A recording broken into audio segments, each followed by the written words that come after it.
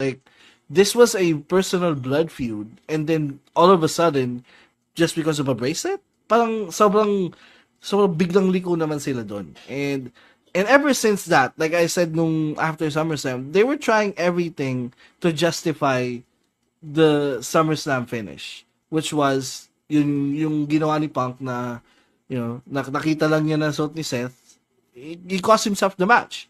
So they were backed into a corner, definitely. I feel like they needed to justify that. That's why they did all of this.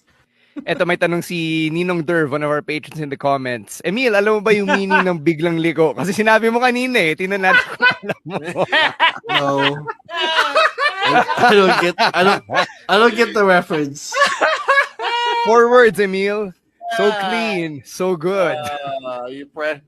Oh, what? Okay, I need some Jasper, ito context on nga that. yung